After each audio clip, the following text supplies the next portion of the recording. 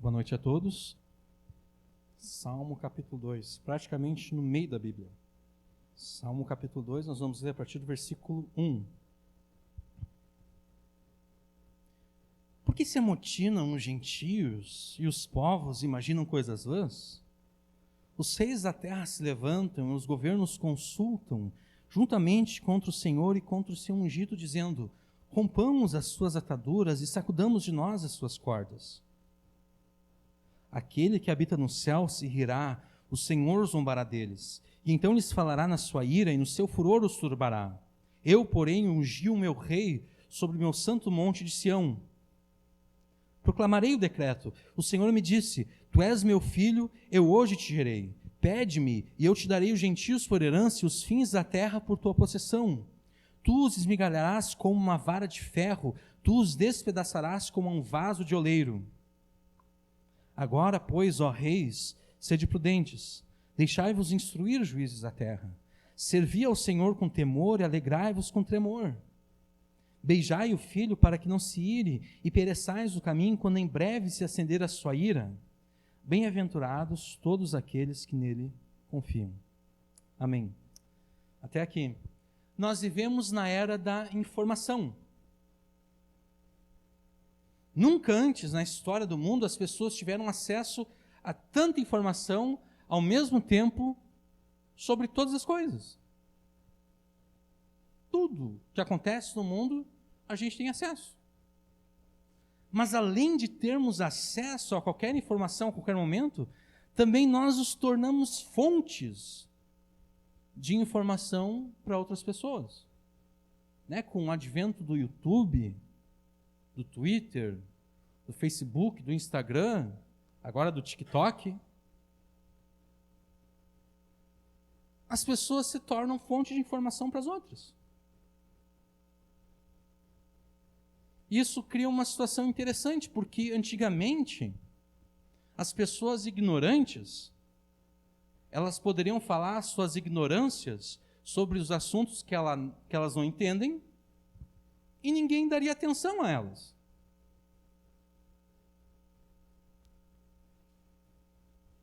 Só que agora os ignorantes têm voz.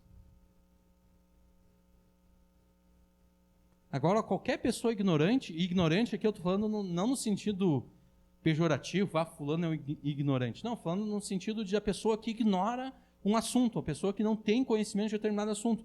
Agora qualquer ignorante pode fazer um vídeo no YouTube falando de assuntos que ele não entende, e esse vídeo se torna viral no mundo inteiro, e as pessoas acreditam no que essa pessoa falou. E elas acham que é verdade, porque está no YouTube. Se está no YouTube, é porque é verdade. Isso me lembra um episódio daquele seriado americano, Família Dinossauro, bem antigo. Tinha um episódio lá que eles estavam vendo alguma reportagem na televisão, e daí a família lá estava reunida, vendo a reportagem e tudo. Daí um perguntou: será que é verdade mesmo? Aí alguém disse: está na televisão?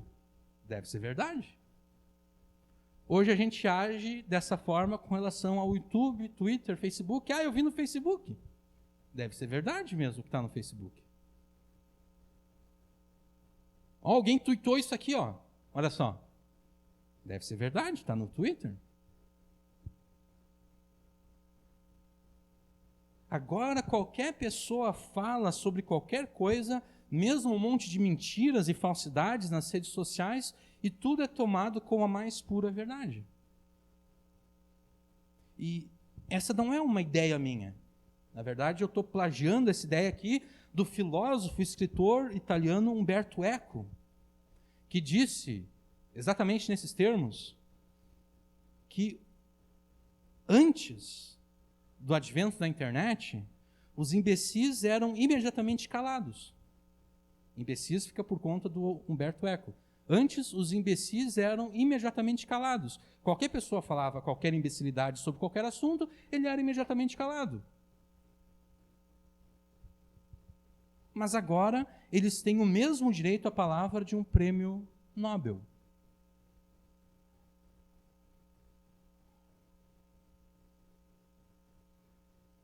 eles têm o mesmo direito à palavra de alguém que estudou profundamente determinado assunto. E eles podem falar qualquer coisa que eles quiserem. E as pessoas vão acreditar. E ele completou esse pensamento dizendo que o drama da internet é que ela promoveu o idiota da aldeia a portador da verdade. O idiota da aldeia agora é portador da verdade. Por isso mesmo que vivendo na era da informação, como eu disse antes, de fato nós vivemos na era da desinformação.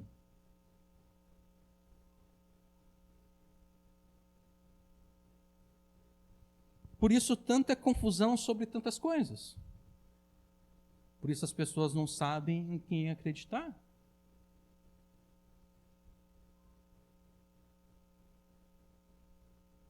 Por quê? Porque qualquer um pode fazer um vídeo ou fazer uma postagem falando qualquer coisa sobre qualquer assunto de que nunca entendeu.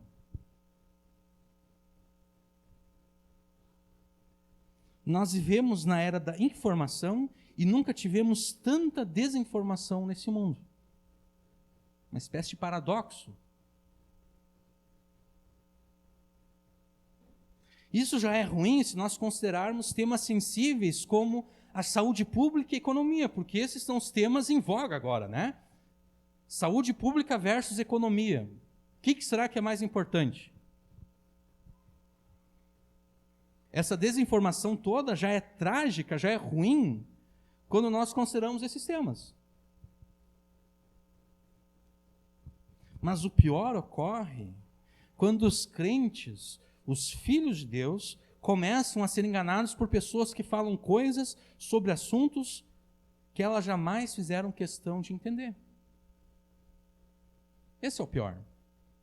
O pior não é ser enganado sobre saúde pública e economia. O pior é quando os crentes, os filhos de Deus, começam a ser enganados por pessoas que falam coisas das quais elas nunca entenderam. Falam coisas que elas não sabem o que estão falando e os filhos de Deus estão acreditando naquelas pessoas que não sabem o que estão falando. Basta que alguém faça um vídeo com um fundo musical tenso,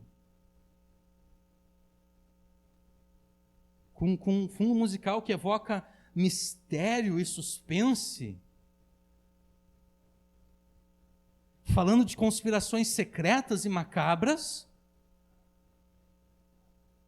e os crentes já esquecem tudo aquilo que a palavra de Deus lhes ensina. Por quê? Porque, olha só, o fundo musical, olha a tensão que esse fundo musical traz, olha o suspense.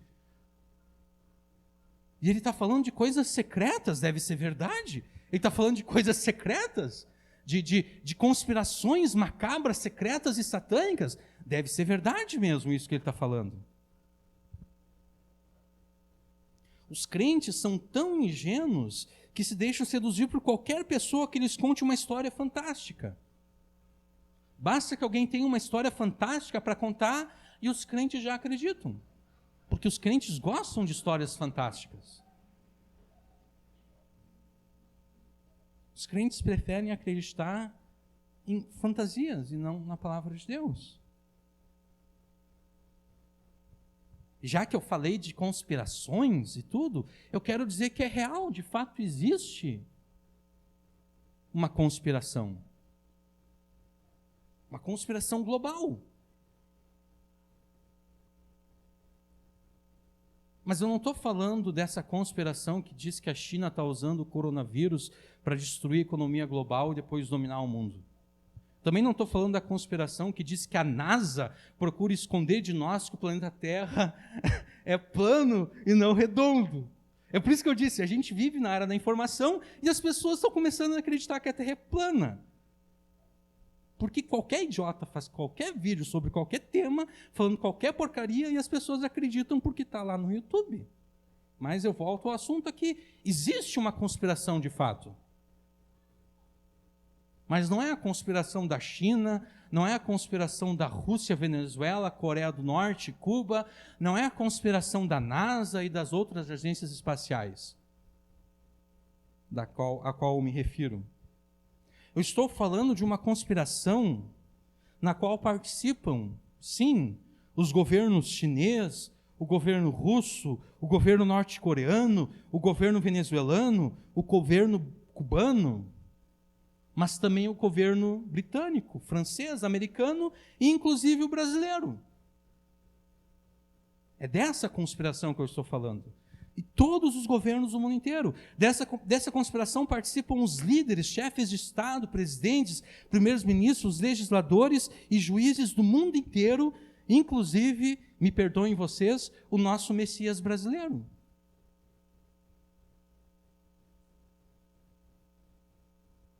Sempre quando eu estou escrevendo meu sermão, eu escolho bem as minhas palavras. Inclusive, o nosso Messias brasileiro.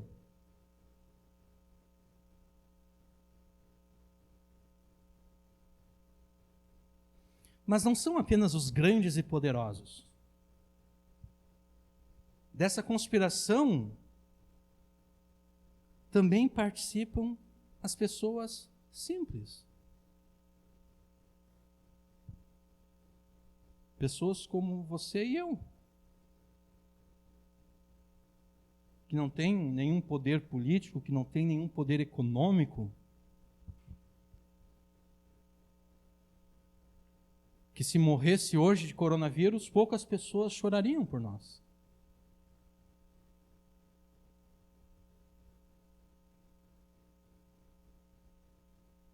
Dessa conspiração participam todas as pessoas que não são crentes em Jesus. A conspiração da qual eu falo é a maior de todas as conspirações. Não existe conspiração maior do que essa. Mas que conspiração seria essa? A conspiração de todos os incrédulos contra o Senhor Jesus. Mas em vez de assustar vocês com um fundo musical tenso, que evoca mistério e suspense, eu quero simplesmente dizer que nós, os crentes em Jesus, não precisamos temer essa conspiração massiva e global.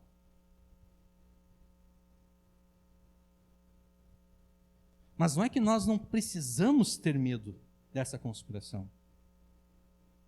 Nós, os crentes em Jesus, não devemos ter medo da maior de todas as conspirações.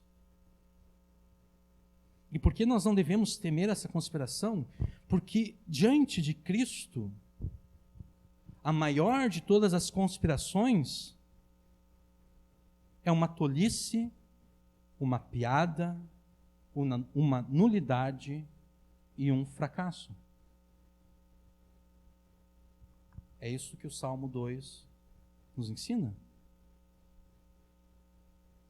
Diante de Cristo, a maior de todas as conspirações não passa de uma tolice, uma piada, uma nulidade e um fracasso. E sendo isso verdade com relação à maior de todas as conspirações, então de fato nem mesmo importa se existem outras conspirações ou não.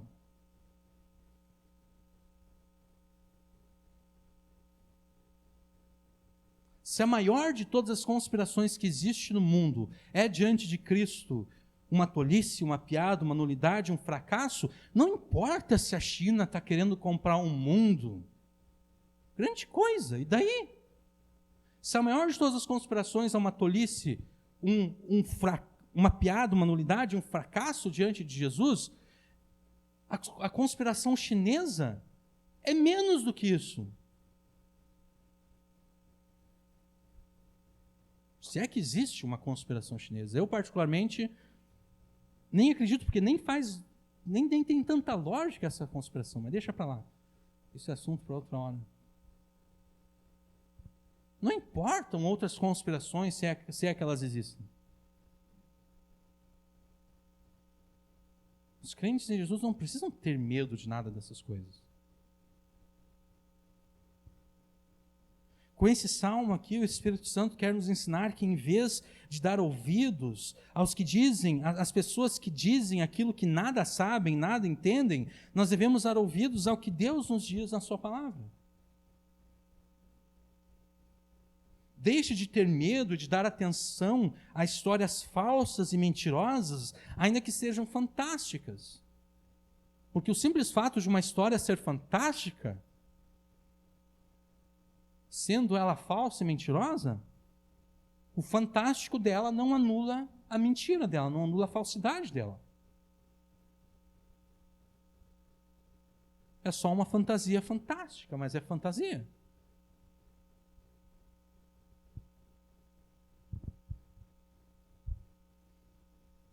Não tenha medo e nem se desespere com o que está acontecendo no mundo. Porque, diante de Cristo, até mesmo a maior de todas as conspirações é uma tolice, é uma piada, é uma nulidade e é um fracasso. O Salmo 2 é considerado um salmo real. Real não no sentido de ser real, mas no sentido de realeza. É um salmo de reinado, que proclama o reinado do Messias, do ungido do Senhor, sobre todo o mundo. E esse salmo, ele foi escrito à luz da aliança que Deus fez com Davi em 2 Samuel 7. Vocês não precisam abrir lá, eu vou ler aqui rapidinho para vocês. Quer dizer, eu vou ler só um pedacinho, eu vou resumir a história aqui, porque senão a gente vai perder muito tempo. Vocês devem se lembrar, eu acho, lá em 2 Samuel 7, o rei Davi, ele tinha construído o seu palácio, e daí ele está lá no palácio dele, e daí ele observa da janela dele, provavelmente, o tabernáculo, onde estava a Arca da Aliança, o tabernáculo de cortinas. E então ele pensa, como é que pode? Eu estou aqui morando nessa casa luxuosa, e a Arca da Aliança de Deus está coberta por panos. Eu quero construir uma casa para Deus. Então Davi fala com o profeta Natã, olha, eu quero construir a casa de Deus. E Natã diz para Davi, olha, pode fazer, que Deus é contigo. Aí depois, Deus fala com Natã e diz, olha, não é bem assim que vai acontecer as coisas. Daí agora eu vou ler para vocês aqui. Tá? Deus falando com Natã. Mas aquela mesma noite a palavra do Senhor veio a Natã dizendo, vai e diz ao meu servo Davi, assim diz o Senhor, edificarás uma casa para que eu nela habite?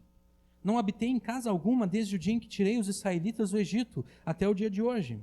Mas tenho viajado e habitado no tabernáculo. Em todo lugar por onde tenho viajado com os israelitas, disse eu por acaso a algum dos chefes das tribos, aos quais ordenei que cuidassem do meu povo Israel, por que não me edificares uma casa de cedro? Agora assim dirás ao meu servo Davi, assim diz o Senhor dos Exércitos, eu te tirei do campo onde cuidavas as ovelhas, para que fosses o príncipe do meu povo Israel. Estive contigo por onde andaste e destruí todos os teus inimigos diante de ti. Agora te tornarei tão famoso quanto os poderosos da terra. Também estabelecerei o meu povo Israel num lugar, e ali o plantarei, para que habite no seu lugar e não seja mais perturbado, e nunca mais seja oprimido pelos perversos como antes, como no tempo em que constituí juízes sobre o povo Israel. A ti, pois, darei descanso de todos os seus inimigos. Também o Senhor te declara que ele te edificará uma casa. Quando os teus dias se completarem e descansarem com seus pais, providenciarei um sucessor da tua descendência, que procederá de ti, e estabelecerei o reino dele. Ele edificará uma casa ao meu nome, e para sempre eu estabelecerei o trono do seu reino. Eu serei seu pai, e ele será meu filho. Caso venha a cometer alguma transgressão, eu o castigarei com castigos humanos e com açoites de homens, mas não retirarei dele o meu amor fiel, como fiz com Saul, a quem tirei da tua frente. Mas a tua casa e o teu reino serão firmados para sempre diante de ti.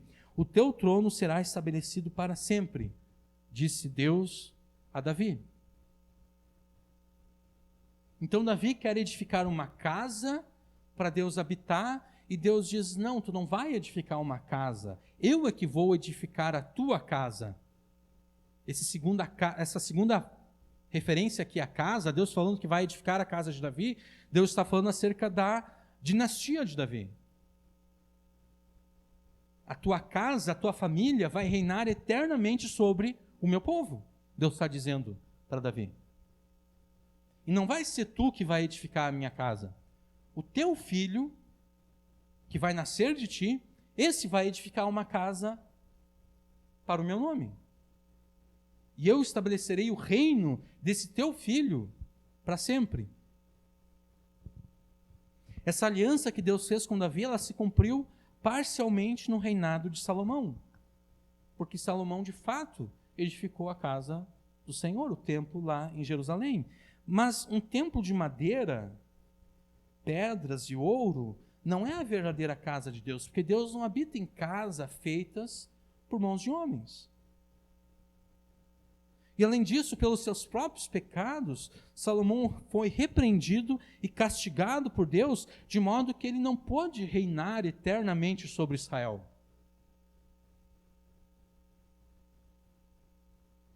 Conforme a aliança que Deus havia feito com Davi. Mas muito tempo depois da morte de Davi e Salomão, Deus levantou um outro filho de Davi, o qual edificou a verdadeira casa de Deus. Qual é a verdadeira casa de Deus? Onde Deus habita? Na igreja? O filho que Deus levantaria a Davi, lá em 2 Samuel 7, edificaria uma casa para Deus. Jesus edificou uma casa para Deus. A igreja, edificarei a minha igreja e as portas do inferno não prevalecerão contra ela. Jesus edificou a igreja por meio da sua morte e da sua ressurreição. E tendo ressuscitado, o filho de Davi subiu aos céus, assentando-se eternamente sobre o trono de Davi, que não está mais em Jerusalém. O trono de Davi foi elevado à destra de Deus, à direita de Deus, e Jesus se assentou sobre o trono do seu Pai. No 6º mês, o anjo Gabriel foi enviado por Deus a uma cidade da Galiléia, chamada Nazaré, a uma virgem comprometida a casar-se com um homem chamado José, da descendência de Davi. O nome dela era Maria. O anjo veio onde ela estava e disse, olha o gatinho ali. O anjo veio onde ela estava e disse, alegra-te, agraciada, o Senhor é contigo.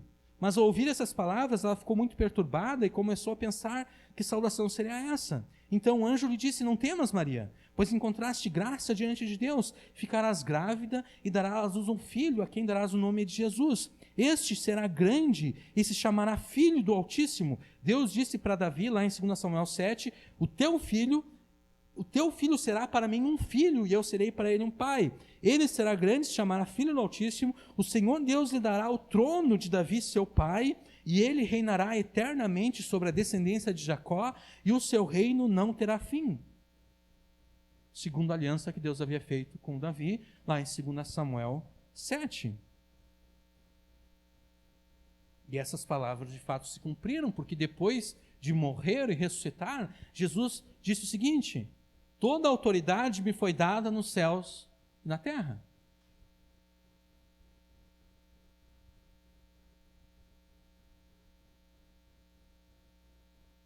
E então Paulo, escrevendo à igreja de Corinto, diz, mas a verdade de Cristo ressuscitou dentre os mortos, sendo ele o primeiro entre os que faleceram, porque assim como a morte veio por um homem, Adão, também por um homem veio a ressurreição dos mortos. Pois assim como em Adão todos morrem, do mesmo modo em Cristo todos serão vivificados, cada um porém na sua vez, Cristo primeiro e depois os que lhe pertencem na sua vinda.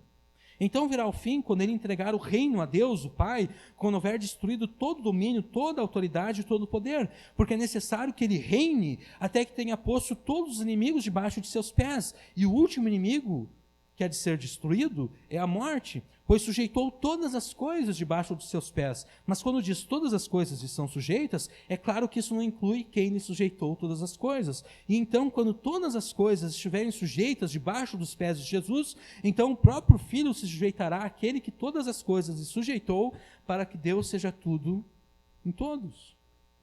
Jesus é o verdadeiro e o único filho de Davi, porque somente ele viveu à altura das promessas e dos requerimentos das alianças que Deus fez com o seu povo através de Abraão, Moisés e Davi. E é por isso que logo na abertura do Novo Testamento, o evangelista começa com as seguintes palavras: livro da genealogia de Jesus Cristo, filho de Davi, filho de Abraão. Então, o reinado cantado e louvado pelo Salmo 2 é o reinado de Jesus, que agora mesmo, assentado sobre o trono de Davi, à destra de Deus, reina com todo o poder e autoridade sobre os céus e a terra. É esse reinado louvado e cantado pelo Salmo 2. E mesmo que Cristo esteja agora assentado à destra de Deus, reinando com todo o poder e autoridade sobre os céus e a terra, não são todos que aceitam o governo de Jesus. O salmista pergunta surpreso, espantado, no versículo 1: por que se amotinam os gentios? Por que os povos imaginam coisas vãs? Os reis da terra se levantam, os governos consultam juntamente contra o Senhor e contra o seu ungido. Por que os gentios imaginam serem capazes de se amotinar e se revoltar? Por que as nações pensam serem capazes de se insurgir e se rebelar? No verso 2, o salmista nos diz que as nações pretendem se amotinar, revoltar, insurgir e se rebelar contra Deus e contra o seu ungido. No hebraico, ungido é Messias, contra Deus e o seu Messias. No grego, ungido é Cristo, contra Deus e o seu Cristo, contra o Senhor e o seu Cristo. Qualquer tentativa por parte das nações de se amotinarem, revoltarem, insurgirem e rebelarem contra Deus e contra o seu Cristo é uma tolice fadada ao fracasso.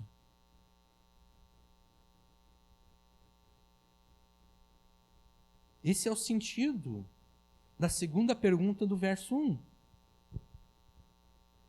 Por que os povos imaginam uma coisa tão vã quanto essa de se insurgir contra o Senhor e contra o seu Cristo?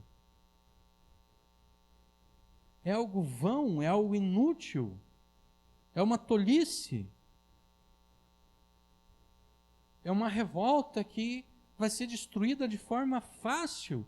Por que alguém faria uma revolta que vai ser abafada com todo o poder e toda a autoridade vinda dos céus?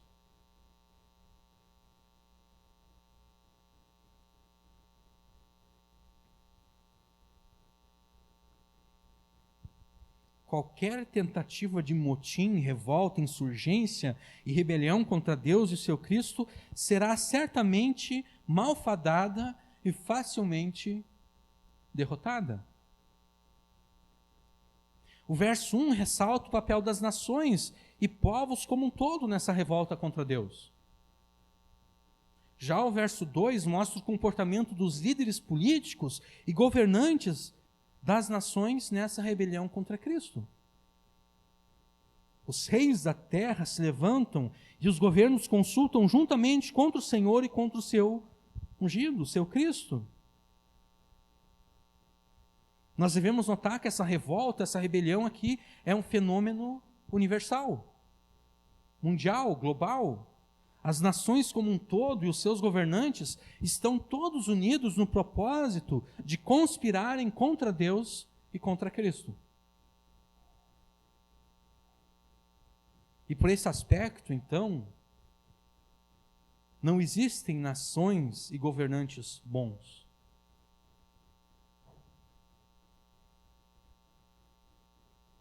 Com isso eu não quero dizer que não existe, por exemplo, diferença entre o Brasil e a Coreia do Norte, por exemplo.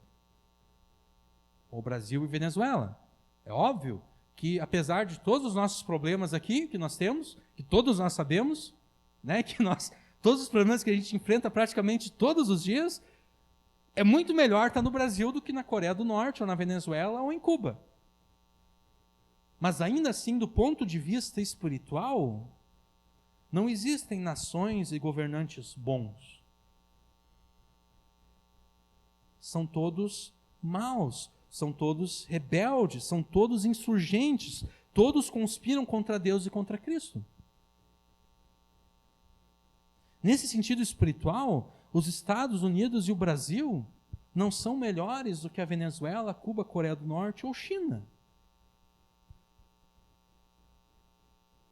Todas as nações e os seus governos são rebeldes contra Deus e contra Cristo. Mas por que os povos, por que as nações se rebelam contra Deus e seu ungido? Por que os líderes políticos e os governantes de todas as nações conspiram contra Deus e contra Cristo? Versículo 3. Ou melhor ainda, versículo 2. Os seis da terra se levantam e os governos consultam juntamente contra o Senhor e contra o seu ungido, dizendo, versículo 3, rompamos as suas ataduras e sacudamos de nós as suas cordas. Por que eles conspiram? Por que as nações conspiram? Por que os governos, os governantes, os líderes políticos mundiais conspiram contra Deus e contra o seu Cristo? Porque eles querem se ver livres das ataduras de Deus e se livrar das cordas de Cristo. Mas o que são essas ataduras e essas cordas das quais os incrédulos querem se ver livres? A NVI traduziu assim o verso 3. Façamos em pedaços as suas correntes, lançamos de nós as suas algemas. As ataduras de Deus e as cordas de Cristo se referem à lei de Deus e à sua palavra, com as quais Deus os prendeu e com as quais Cristo os amarrou. A lei de Deus e a sua palavra são como que correntes e algemas que amarram e prendem a todas as pessoas, obrigando elas moral e espiritualmente à obediência e à submissão a Deus e a Cristo. A palavra de Deus ordena que as pessoas se submetam a Deus e a Cristo. E os incrédulos não gostam disso. Então vamos nos desfazer dessas cordas, dessas ataduras, dessas correntes, dessas algemas que Deus colocou sobre nós.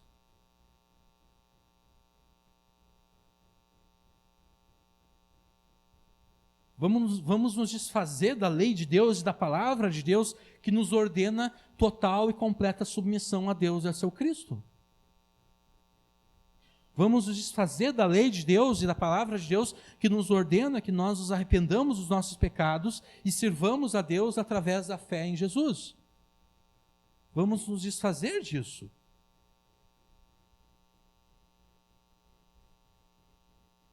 A lei de Deus e a sua palavra responsabiliza todas as pessoas pelos seus pecados e atos criminosos. A lei de Deus e a sua palavra considera as pessoas culpadas por todos os seus pecados e atos criminosos. A lei de Deus e a sua palavra considera todas as pessoas dignas de morte eterna por todos os pecados e crimes que cometem.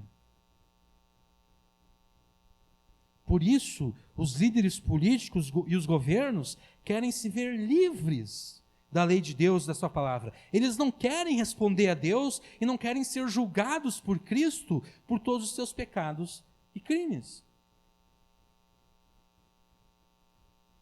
Eles querem se desfazer de qualquer coisa que imponha sobre eles a responsabilidade, qualquer coisa que anuncie sobre eles o juízo de Deus. Bom, sendo assim, então nós brasileiros estamos bem, pois nunca antes na história desse país, aqui eu escolho as minhas palavras com cuidado sempre, né? Nunca antes na história desse país o Brasil esteve acima de tudo e Deus acima de todos. Vê que eu juntei dois lemas de dois presidentes diferentes. Nós estamos bem então. Porque nunca antes na história desse país o Brasil esteve acima de todo e Deus acima de todos. Mas será mesmo? Será que o Deus que está acima de todos no Brasil, desde 1º de janeiro de 2009, é o Deus dessa palavra aqui? Será que o Deus que foi entronizado nessa nação desde 1º de janeiro de 2009 é o mesmo Deus que se revelou a Abraão, Moisés e a Davi? Será que o Deus do presidente da República é o mesmo Deus que se revelou a nós na pessoa e obra de Jesus?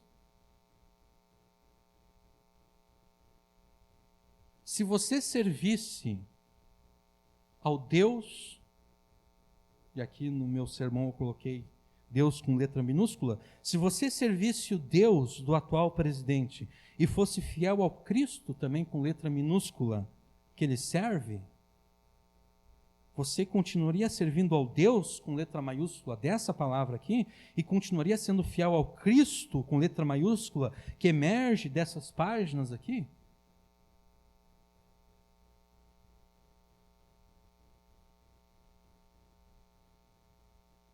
Ou será que você se encontraria servindo a um Deus falso e sendo fiel a um Cristo inútil? A um outro Jesus, conforme Paulo fala na segunda carta aos Coríntios.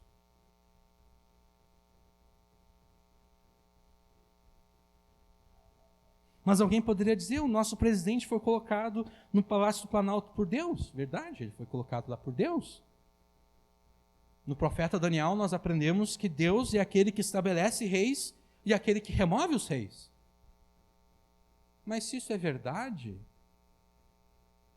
isso quer dizer que assim como Deus o colocou lá, assim também o mesmo Deus colocou lá Lula e Dilma. Né? Porque se ele é aquele que estabelece reis, ele não começou estabelecendo reis em 2019. O mesmo Deus que colocou o Bolsonaro lá, e agora eu estava tentando evitar falar o nome, porque eu não quero politizar essa coisa toda aqui, mas o mesmo Deus que colocou o Bolsonaro lá, colocou Lula e Dilma também lá.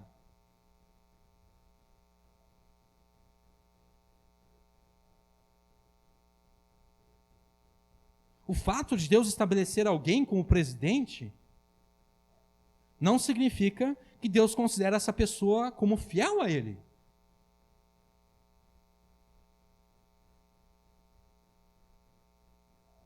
Isso a gente pode ver facilmente na palavra de Deus. A gente pode abrir em Atos capítulo 4.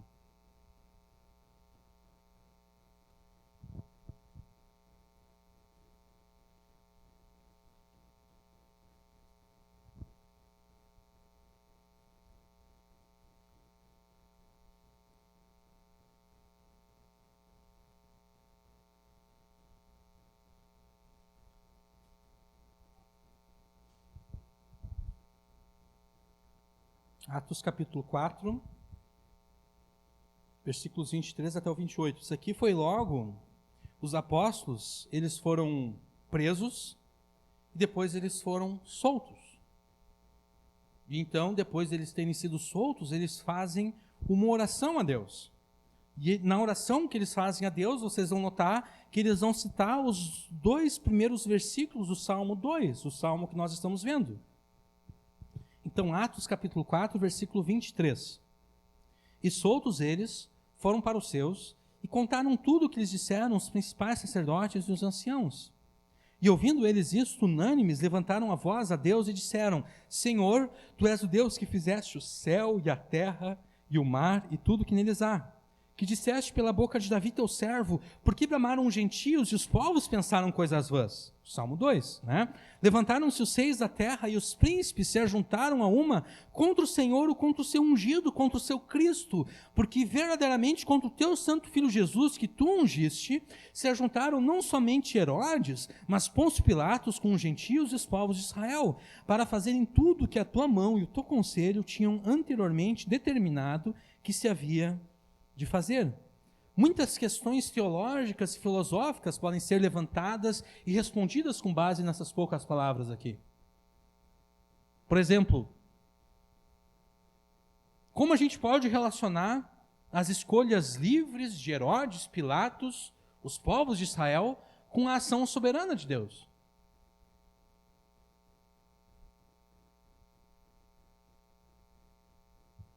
Por exemplo, Pilatos poderia livrar Jesus da cruz? se Deus já havia de antemão determinado que todas aquelas coisas ali fossem acontecer, poderia na hora H Pilatos dizer: não, eu não vou permitir que um homem justo e inocente seja crucificado. Mas essas são questões para outra pregação.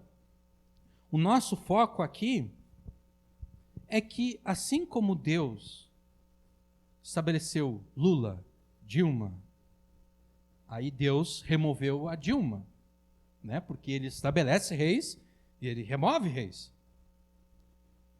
Então Deus fez o impeachment acontecer, e daí o Temer, daí Deus estabeleceu o Temer, e daí agora o Bolsonaro. Assim como Deus estabeleceu Fernando Henrique Cardoso, ou a gente pode voltar antes, né? Assim como Deus estabeleceu Sarney, aí Collor, aí Itamar Franco, aí FHC, aí Lula, aí Dilma, aí Temer, aí Bolsonaro, Deus também estabeleceu Herodes, Pilatos e os líderes religiosos de Israel. É ele que estabelece reis, é ele que remove os reis.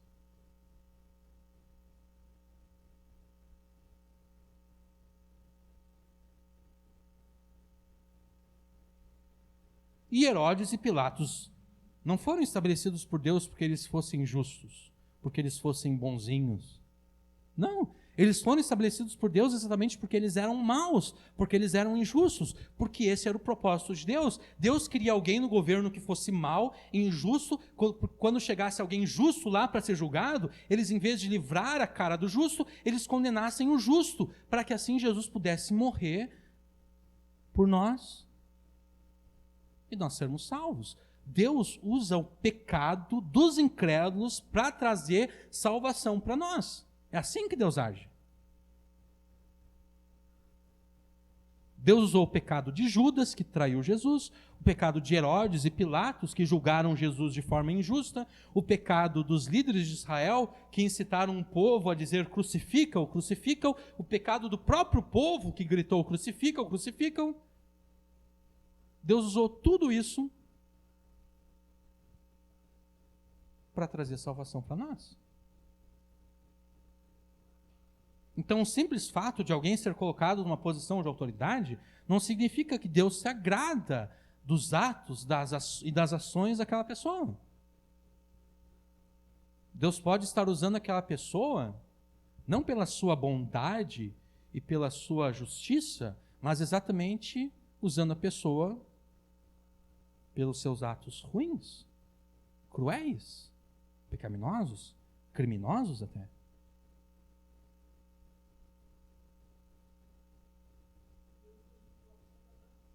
Sim. Deus usa o próprio diabo de acordo com as suas diabruras, a gente poderia dizer assim.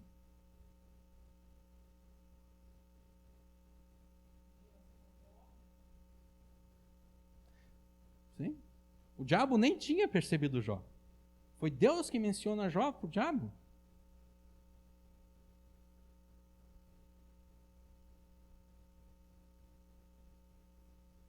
Quando a gente lê o Antigo Testamento, a gente vê muito disso.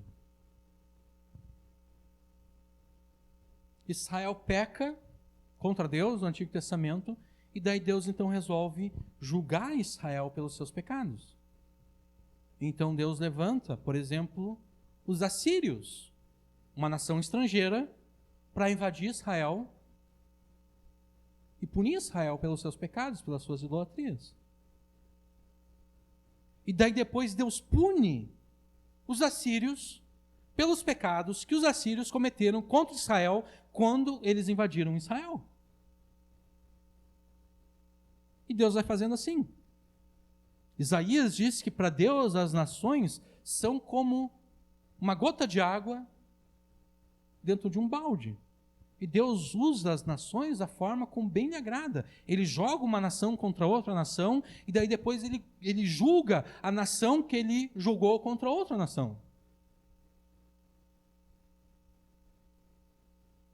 Ele levanta Nabucodonosor para destruir Israel, e daí depois ele levanta os medos e os persas para destruir a Babilônia, e depois ele levanta os gregos para destruírem os medos persas. E depois ele levanta os romanos para destruir os gregos.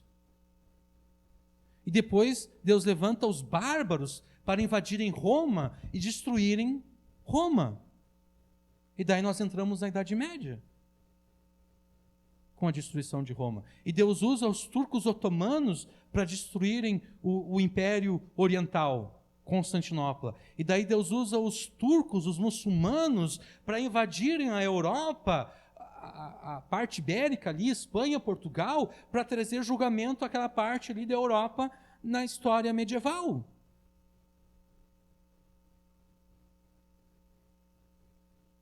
E daí o Cristóvão Colombo descobre a América, e daí vêm os europeus para cá, os espanhóis, e os espanhóis dizimam as populações indígenas daqui, porque essas populações também eram pecadoras contra Deus. Não existe o índio bonzinho, né? Eles sacrificavam pessoas. Então Deus traz os espanhóis para trazer juízo sobre as populações indígenas aqui, que eram idólatras e sacrificavam pessoas. E depois Deus usa outra nação para destruir a Espanha, e assim por diante.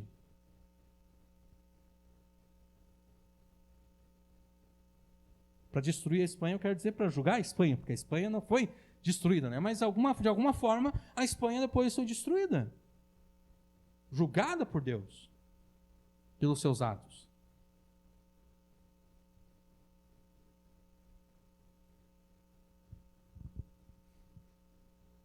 Então, voltando para o Salmo 2,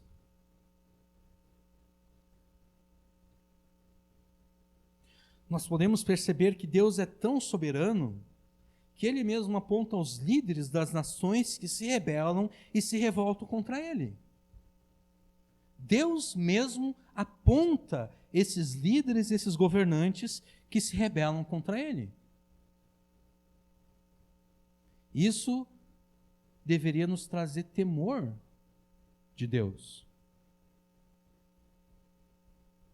Porque diante de um Deus que levanta príncipes e governantes e líderes políticos só para eles se rebelarem contra Ele, para depois eles receberem dele o seu juízo,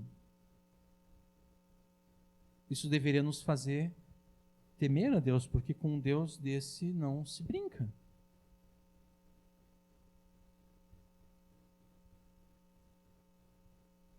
Não é à toa que o escritor de Hebreus diz que horrível coisa é cair nas mãos do Deus vivo.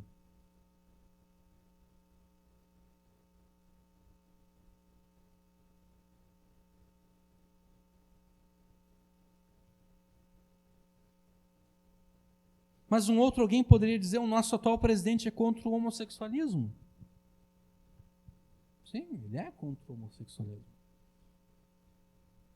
Mas os muçulmanos também são contra o homossexualismo. Isso quer dizer, então, que nós deveríamos de nos tornar muçulmanos? Será que, então, nós deveríamos de nos convertermos a Alá, então? Se ser contra o homossexualismo fosse sinal de fidelidade a Deus, então nós seríamos obrigados a confessar que os muçulmanos servem ao Deus verdadeiro e que eles estão salvos, porque, afinal de contas, eles são contra os homossexuais também. Mas a gente não fica muito à vontade, né, dizendo que os muçulmanos servem ao Deus verdadeiro. A gente não fica muito à vontade dizendo que os muçulmanos estão salvos. Né?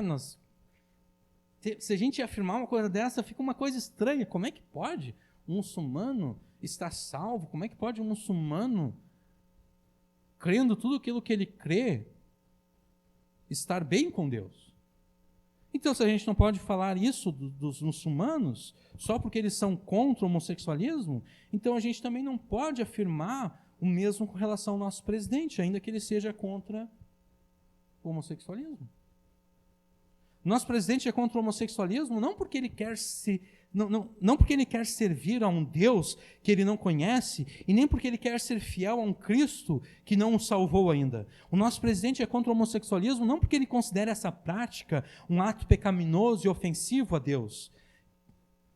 O nosso presidente é contra o homossexualismo por puro preconceito hipócrita. O mesmo preconceito hipócrita que levava os fariseus da época de Jesus a serem contra os publicanos e as prostitutas.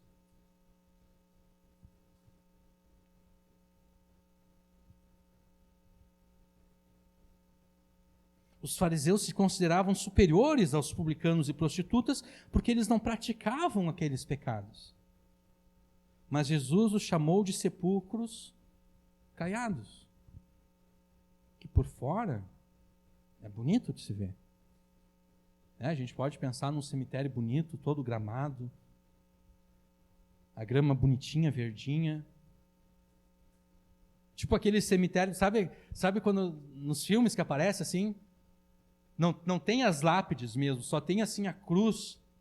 Tu vê assim aquele gramado bonito, grande assim, só as cruzes. E daí nos filmes, normalmente quando está tendo um enterro, por alguma razão sempre chove, né? Daí está chovendo, daí está todo mundo lá de preto, com guarda-chuva assim e tudo. Daí está o padre ou o pastor lá, lendo alguma passagem bíblica, confortando. É um cenário bonito aquilo, dá uma certa paz. Tu vê aquele gramado com cruzes assim. Mas é verdade, tem lá? Sim. Bonito de se ver, né? Diferente do cemitério municipal, não é tão bonito de se ver o municipal, né? Mas os particulares normalmente são bonitos de se ver. Mas se a gente, mesmo no cemitério particular, se a gente fosse cavar um pé daquela cruz ali, e daí a gente encontrasse um caixão, e daí a gente abrisse o caixão, aquele cenário bonito ficaria arruinado pelo cheiro de morte que sairia de lá. Uma coisa horrível. Só a visão do corpo assim, meio decomposto, e daí vem aquele bafo, aquele cheiro, aquela coisa horrível. Até a pessoa mais forte provavelmente iria vomitar de nojo daquilo ali. A pessoa não ia aguentar, teria que sair correndo de lá. Foi disso que Jesus chamou os fariseus. Sepulcros caiados. Por fora é bonito de ver. Mas por dentro é morte, por dentro é fedor, é carne podre.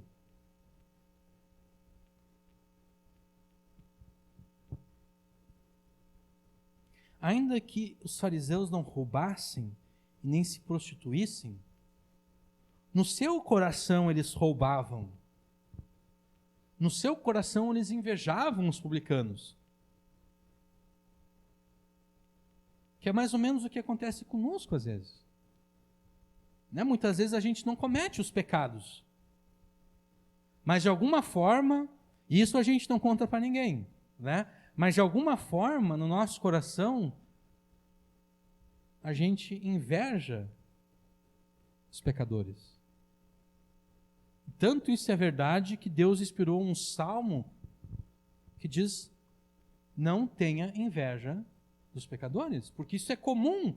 O mais santo dos crentes, em algum momento da sua vida, ele vai ter inveja dos pecadores.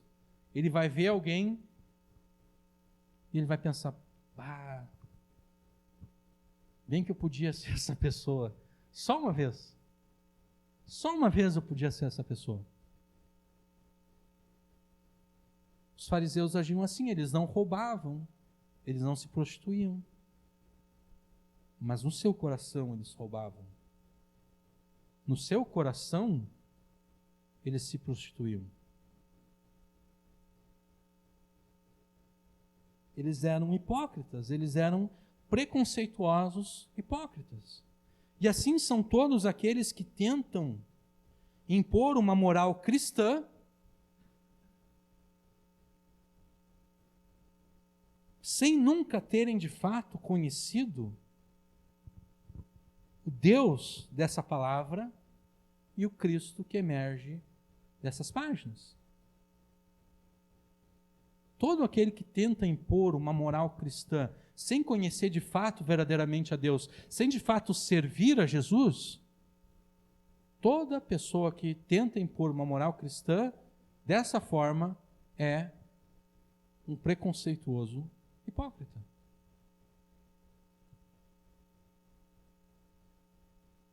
E assim como os fariseus anulavam a lei de Deus, a sua palavra, com as suas hipocrisias, assim também o nosso presidente faz. Ele anula a lei de Deus e a sua palavra com as suas hipocrisias. Então nós não estamos em melhor posição que nenhuma outra nação. Do ponto de vista do Salmo 2 aqui, nós não estamos em melhor posição do que qualquer outra nação. Nós estamos na mesma condição, no mesmo barco.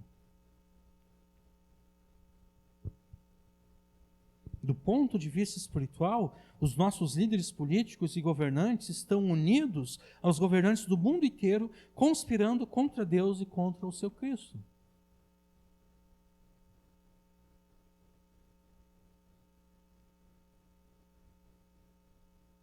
Você faz parte dessa conspiração mundial e global contra Deus e contra o seu Cristo? E antes de prosseguir aqui, deixa eu explicar por que eu falo, por que quando eu vou fazer alguma aplicação eu uso você? Por que eu não falo nós? Isso é algo que a mãe às vezes fala, tu deveria te colocar tu no meio. Quando eu falo você, quando eu falo, por exemplo, essa pergunta aqui, você faz parte dessa conspiração mundial, global, contra Deus e contra o seu Cristo? Eu não estou me isentando de responsabilidade. Não é como se eu fosse melhor do que vocês e que eu jamais faria parte de uma conspiração contra Deus e contra Cristo, e só vocês que são pecadores piores do que eu poderiam fazer parte dessa conspiração. Eu falo você porque a responsabilidade tem que ser individualizada.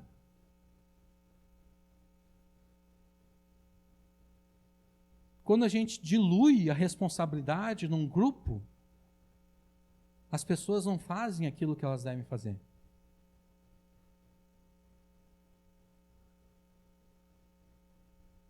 Por exemplo, se a gente tivesse pensado numa família de 4, 5, 6 pessoas, aí tem lá o aquário com os peixinhos. E daí é a responsabilidade de todo mundo dar comida para os peixinhos. Sabe o que vai acontecer? Os peixinhos vão morrer.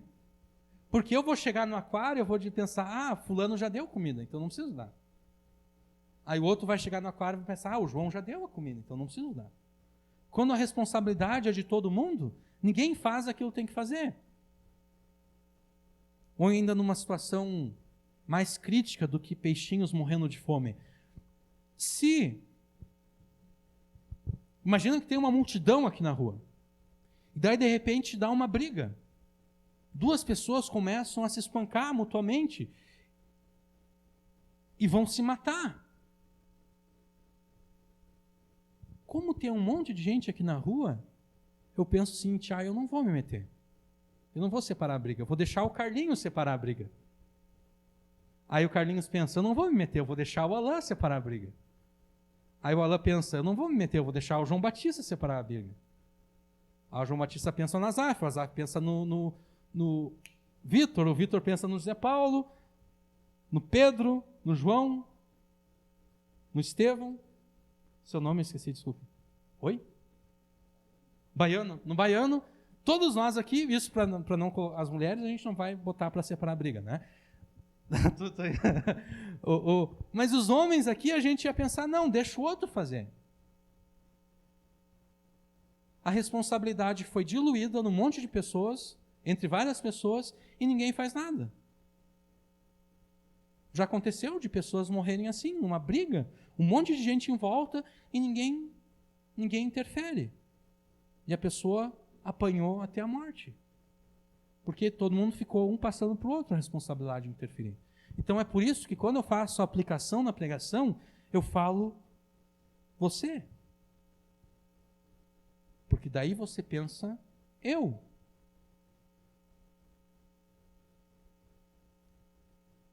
Você faz parte dessa conspiração mundial e global contra Deus e contra o seu Cristo?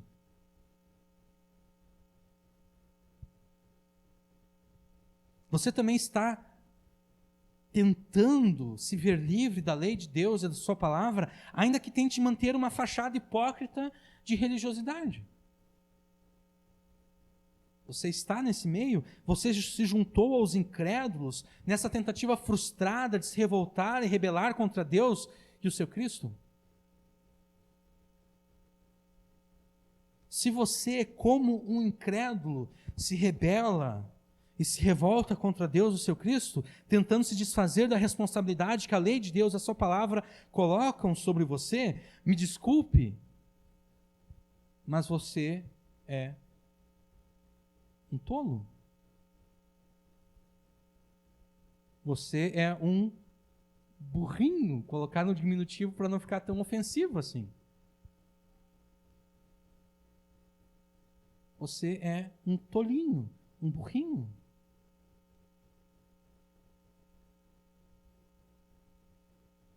Por que você é um tolo? Porque você está se juntando à maior de todas as conspirações. Mas mesmo a maior de todas as conspirações é uma tolice diante de Deus e do seu Cristo. É algo vão, é um pensamento vão, é uma ideia inútil que não vai levar a lugar nenhum a não ser a tragédia espiritual. É algo vão e inútil conspirar contra Deus, tentando se revoltar contra aquele que é soberano sobre os seis da terra, se rebelando contra aquele que é o Rei dos reis e o Senhor dos senhores. Se você está arrumando desculpas para não obedecer à lei de Deus, se você está procurando por justificativas que desobriguem você de ser fiel à palavra de Deus, você deve se arrepender agora mesmo.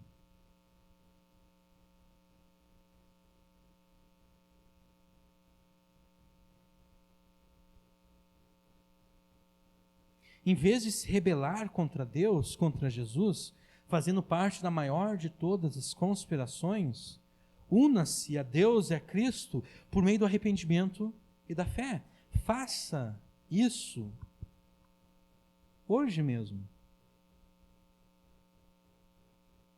Porque conforme diz outro salmo, depois citado pelo escritor de Hebreus, hoje, se ouvirdes a sua voz, não endureçais os vossos corações. Faça isso hoje mesmo, porque a maior de todas as conspirações mundiais não passa de uma tolice diante de Deus e do seu Cristo. Mas não apenas uma tolice. A maior de todas as conspirações mundiais não passa de uma piada diante de Deus e do seu Cristo. E isso nós vemos nos próximos 3 versículos.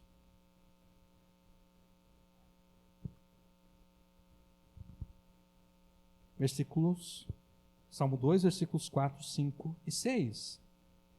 Aquele que habita no céu se rirá, o Senhor zombará deles, então lhes falará na sua ira e no seu furor os turbará.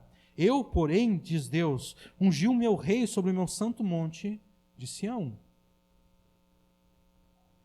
A maior de todas as conspirações é, diante de Deus e do seu Cristo, uma piada, mas não porque Deus acha... Não é uma piada que Deus acha assim, bonitinha, engraçadinha, ou aquelas piadas que assim, elas chegam a ser engraçadas pela falta de graça que elas têm. Que normalmente são aquelas piadinhas que as crianças pequenas contam, né? Elas acham engraçadas e os pais, os tios, se veem obrigados a rir porque ela chega a ser engraçada pela falta de graça que tem a piada. É uma piada, mas não é uma piada que Deus acha engraçadinha, bonitinha. Pelo contrário, é uma piada que Deus considera infame e insultuosa, uma afronta contra Ele mesmo e contra o seu Cristo. E diante dessa piada infame, insultuosa e afrontosa, do alto do seu trono, no mais altos céus, Deus ri com ironia e gargalha com sarcasmo e zombaria.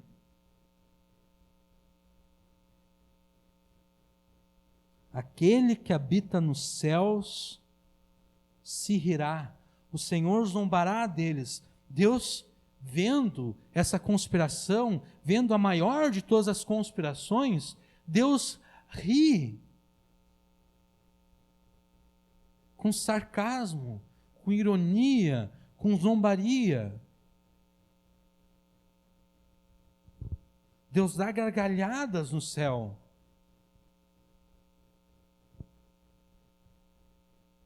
ao rir e zombar das nações rebeldes, Deus está ridicularizando a pretensão desses líderes políticos e governantes pecadores de se verem livres da sua lei e da sua palavra. Deus está ridicularizando a pretensão desses líderes políticos e governantes pecadores de se verem livres do seu domínio soberano e do seu juízo santo e justo. E então, no verso 5, o riso irônico e zombeteiro de Deus dá lugar à sua ira, dá lugar ao seu furor pela insolência desses governantes, desses príncipes, desses líderes políticos de todas as nações. Então lhes falará na sua ira e no seu furor os turbará. Deus se ira, Deus se enfurece contra eles e Deus os aterroriza com a sua criação. Deus os aterroriza com os terremotos, com os vulcões, com a fúria do vento e dos mares, com a fome, com a doença, com a peste, inclusive com um vírus microscópico.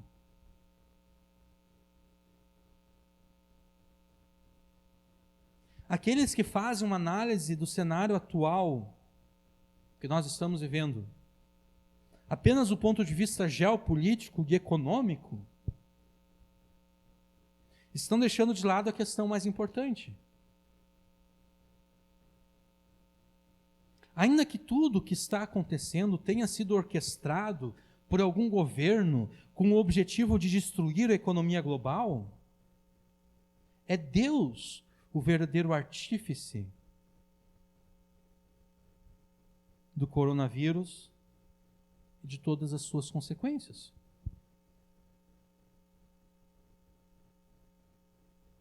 A questão mais importante não é descobrir qual a nação ou qual o governo supostamente está lucrando com tudo isso. Essa é a questão menos importante a ser tratada.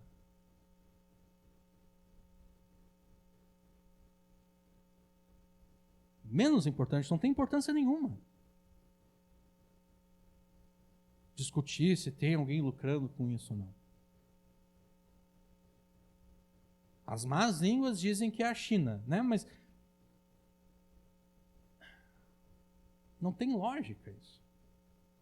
Porque, em primeiro lugar, isso eu tinha lido acho que em março, a análise que se fez do vírus mostra que as mutações que ele sofreu não foram mutações controladas em laboratório, foram mutações que acontecem no ambiente normal. Mas vai lá, ainda que a China tenha manipulado o vírus, se eu sou o governo chinês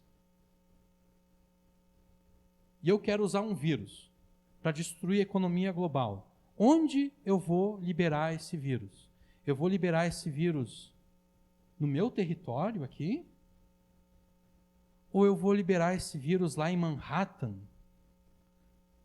Nova York, centro econômico do mundo? Né? Porque a economia da China quebrou. Ela foi a primeira a parar tudo. Lá em janeiro ainda. Fecharam tudo. Se essa é uma conspiração chinesa, os chineses são muito burros. Me desculpe, mas eles são muito burros, porque eles largaram a arma deles no próprio território deles. Eles deveriam ter largado lá nos Estados Unidos em primeiro lugar. E antes de largar lá nos Estados Unidos, eles deveriam ter criado um antídoto para dar para a população deles, né, para que depois, para que esse vírus não viajasse dos Estados Unidos para eles e afetasse a economia deles. E daí sim, depois de ter imunizado toda a população deles ali, aí eles largariam lá no coração da economia mundial, lá em Wall Street. Né? Pelo menos, só se eu sou assim um grande intelectual da conspiração mundial, mas é assim que eu faria se eu fosse governo chinês. Então, para mim, nem faz muito sentido essa coisa de que a China está lucrando e a China vai comprar o mundo inteiro. Mas, de qualquer forma, ainda que seja verdade, pouco importa. Essa é a questão menos importante que a gente tem que lidar e tratar.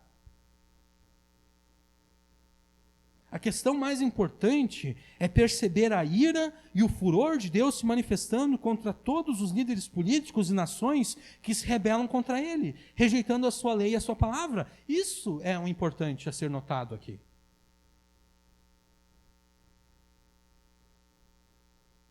Se nós não percebermos a ira de Deus, o seu furor contra os incrédulos, nós estaremos espiritualmente tão cegos e tão surdos quanto os líderes políticos governantes que conspiram e se rebelam contra Deus.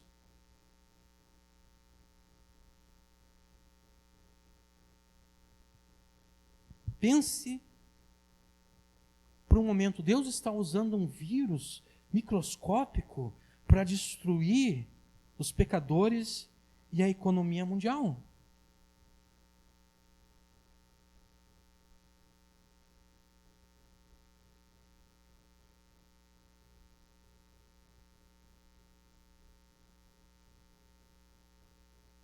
Que Deus é esse que faz isso?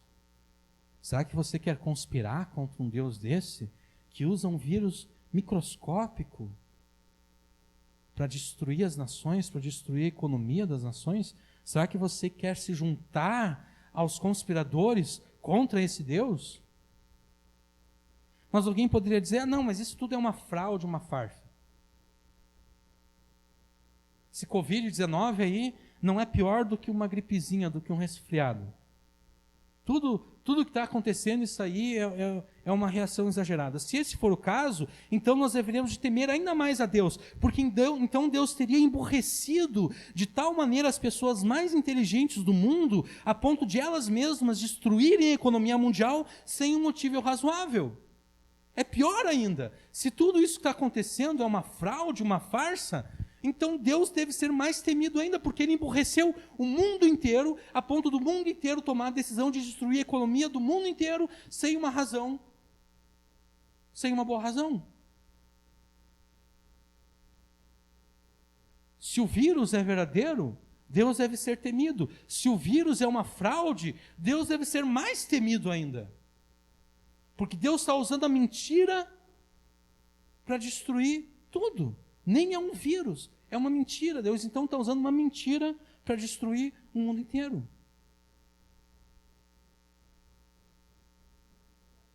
Sim, e é por isso que eu coloquei essa.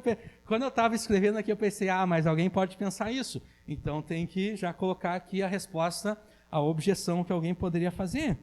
E daí eu pergunto de novo: que Deus é esse?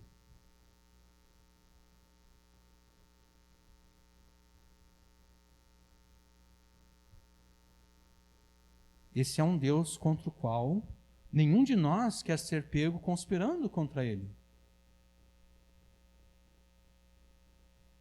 Porque se ele consegue fazer todo esse estrago com um vírus microscópico, ou todo esse estrago com uma farsa, com uma fraude, esse é um Deus perigoso de se lidar.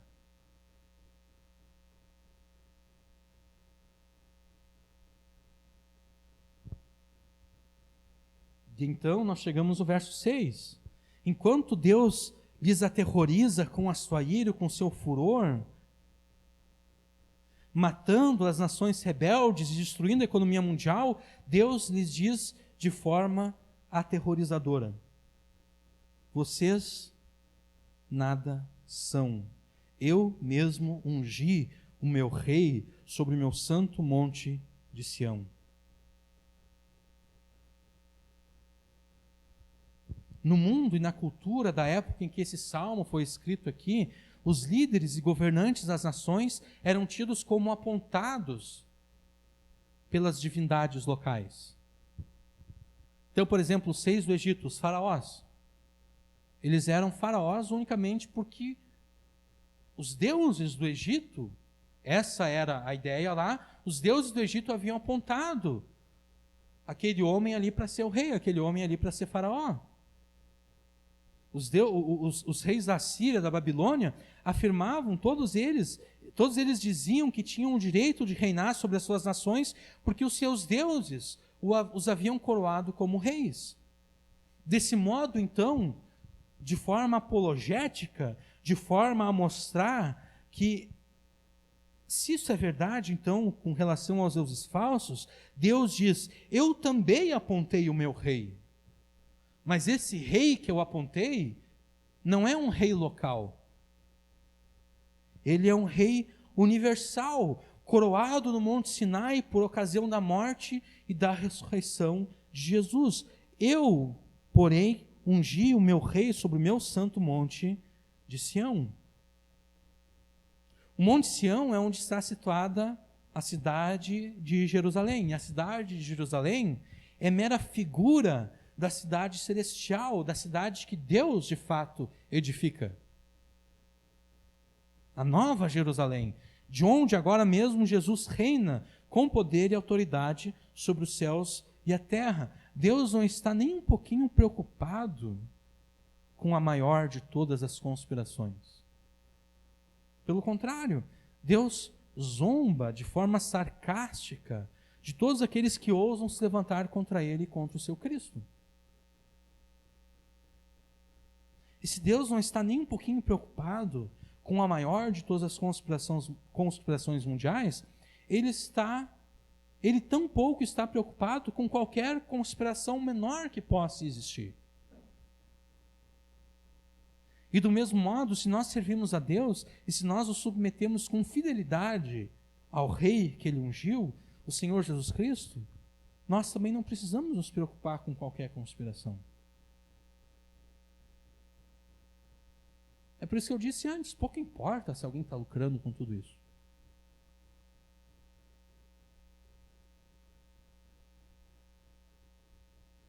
Se isso é orquestrado ou não, pouco importa. Pelo menos pouco deveria importar para os filhos de Deus.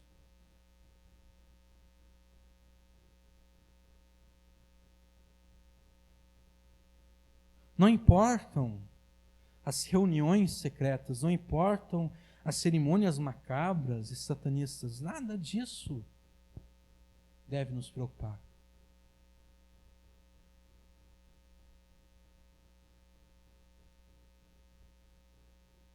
Pelo contrário, se servimos a Deus e nos submetemos com fidelidade ao Rei Jesus, nós podemos nos juntar a Deus e rir de forma zombeteira e sarcástica de todos aqueles que tentam conspirar contra Deus. A gente pode imitar o profeta Elias, que no Monte Carmelo estava zombando dos profetas de Baal. Estava lá os profetas de Baal fazendo os seus rituais, se cortando inclusive, porque esses eram os seus rituais, se mutilando os seus próprios corpos, derramando o seu próprio sangue, para ver se Baal então se manifestava, fazendo cair fogo do céu, e nada acontecia, e está lá Elias zombando, está dizendo, continuem fazendo isso aí. Vai ver que Baal ele teve que fazer uma viagem, vai ver que ele está ausente, ou vai ver que ele está dormindo. Façam mais barulho aí, de repente vocês conseguem acordar Baal.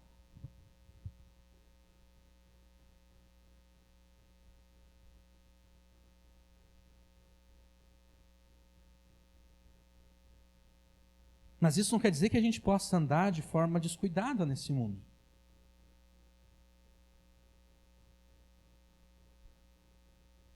Por exemplo, tem alguns dizendo que a fé imuniza os crentes.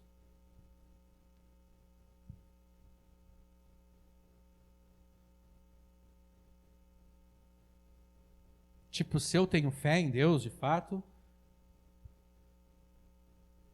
eu posso encontrar as pessoas na rua, abraçar elas, beijar elas e fazer tudo aquilo que eu não posso fazer e eu não vou pegar doença nenhuma, não vou pegar o coronavírus, porque a fé imuniza o crente. Bom, se é assim,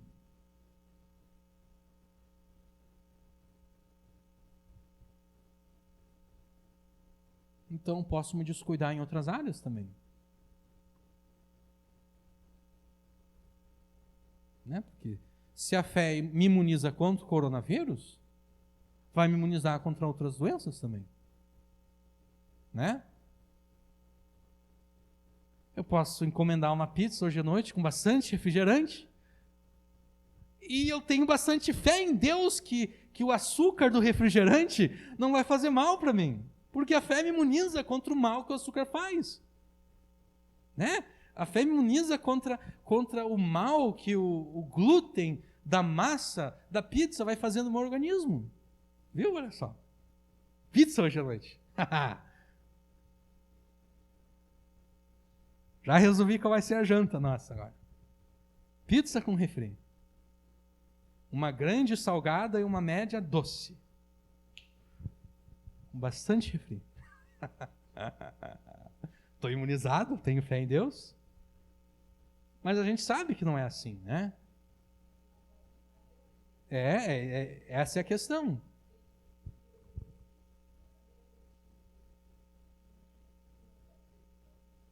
É exatamente isso. O diabo chega para Jesus e cita o Salmo 91. O diabo diz assim para Jesus: olha, Jesus, o Salmo 91, o senhor deve saber, porque foi o senhor que inspirou a Bíblia. O Salmo 91 diz assim, ó, que tu não vai tropeçar com o teu pé em nenhuma pedra. Deus vai enviar os seus anjos e os seus anjos vão te sustentar. O Salmo 91 é verdade, então tu pode subir aqui no alto do templo e tu pode pular daqui para baixo.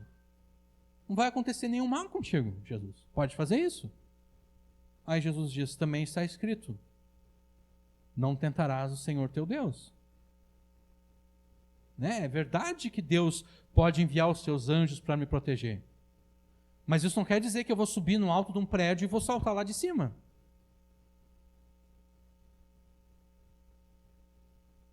A palavra de Deus diz também que se acontecer de eu ser picado por uma serpente venenosa, se acontecer de alguém, por exemplo, a gente vai encomendar pizza com refri, se acontecer de alguém batizar o refri, eu estou brincando, a mãe acha que eu estou falando sério, ela já fica brava ali.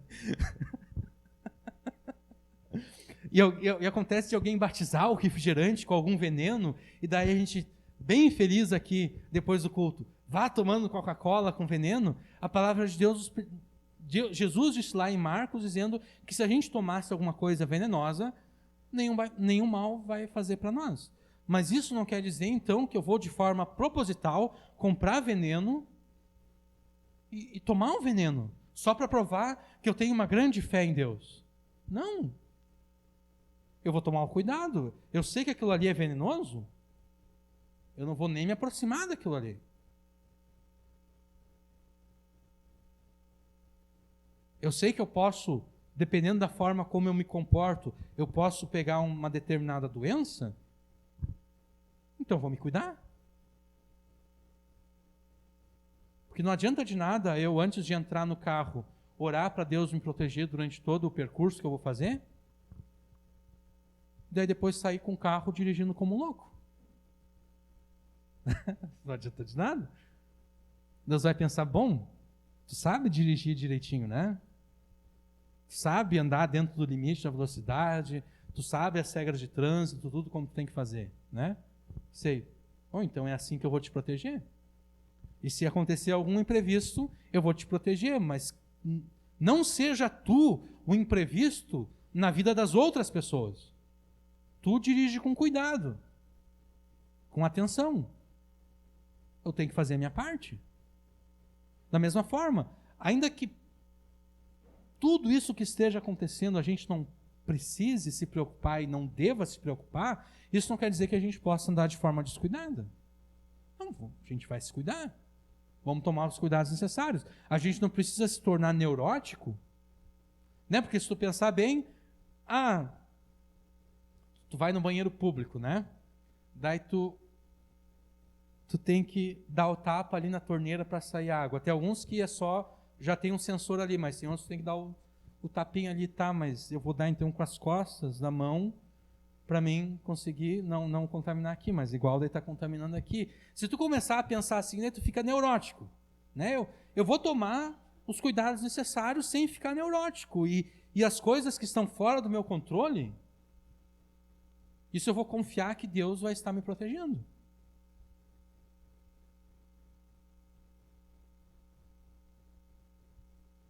Mas vivendo de forma sóbria e sábia nesse mundo, nós devemos falar a todos os pretensos conspiradores, apontando a sua tolice, chamando eles ao arrependimento e à fé em Jesus. E nós não devemos temer conspiração alguma, porque diante de Deus e de Cristo, a maior de todas as conspirações não passam de uma tolice e de uma piada infame, insultuosa e afrontosa. E agora nós chegamos nos versos 7 a 9. Versículos 7 e 9 dizem o seguinte: proclamarei o decreto. O Senhor me disse: tu és meu filho, eu hoje te gerei. Pede-me e eu te darei os gentios por herança, e os fins da terra por tua possessão. Tu os esmigalharás como uma vara de ferro, tu os despedaçarás como um vaso de oleiro. Nos primeiros 3 versos, o salmista retrata a sua surpresa com a ideia tola e inútil que os líderes políticos governantes das nações tiveram de conspirar e se rebelar contra Deus. Nos versos 4 a 6, nós temos a resposta de Deus a essa conspiração e rebelião mundial. Riso zombeteiro, ira, furor e a instalação e a unção do seu rei no Monte Sião. Agora, nos versos 7 a 9, nós temos a fala do rei que Deus ungiu e empossou. E aqui, Cristo fala do seu governo e do seu domínio universal. O resumo da fala de Cristo diante da rebeldia dos líderes políticos governantes de toda a terra é o seguinte: a maior de todas as conspirações é uma nulidade diante de mim. O rei ungido por Deus, Jesus Cristo, apresenta as palavras que o próprio Deus lhe disse quando o coroou e decretou o seu reinado sobre as nações rebeldes. Proclamarei o decreto de Deus. O Senhor, aquele que me ungiu, aquele que me proclamou rei, esse Senhor me disse: tu és meu filho, eu hoje te gerei. Tu és meu filho, eu hoje te gerei, mostra que aquele que Deus ungiu como rei em Sião sobre todas as nações, não é qualquer um. É o próprio Filho de Deus. E isso está de acordo com a aliança que Deus fez com Davi, que a gente viu lá no início. Ele será para mim filho, e eu serei para ele um pai. Ser filho de Deus significa compartilhar com Deus a sua natureza divina. O que implica que o Filho de Deus, que foi ungido como rei, é tão divino e tão celestial contra o próprio Deus. Eu hoje te gerei não se refere ao início da vida do Filho de Deus. E nem tampouco à sua criação, porque sendo o Filho tão divino e tão celeste contra o próprio Deus, o Filho de Deus é tão eterno contra o próprio Deus. Ele não teve início de dias.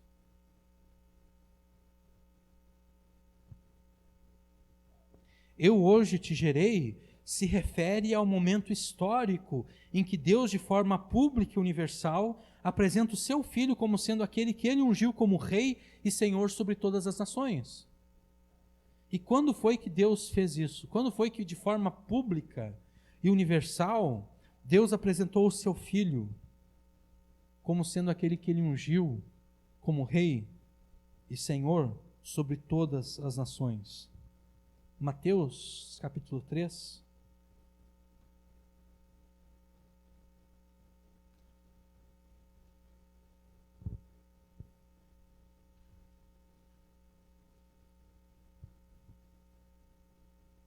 Mateus capítulo 3, versículo 13.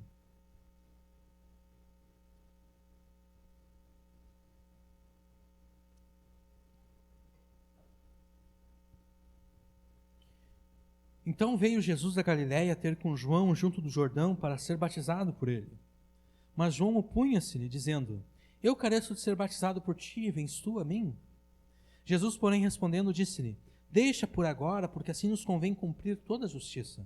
Então ele, João Batista, o permitiu. E sendo Jesus batizado, subiu logo da água, e eis que se lhe abriram os céus, e viu o Espírito de Deus descendo como pomba e vindo sobre ele. E eis que uma voz dos céus dizia: Este é o meu Filho amado, em quem me comprazo. No início do ministério de Jesus, o próprio Deus deu testemunho acerca de Jesus, dizendo: Esse é o meu Filho. Mas a vindicação dessa afirmação foi demonstrada com poder quando Jesus ressuscitou dentre os mortos. Atos capítulo 13.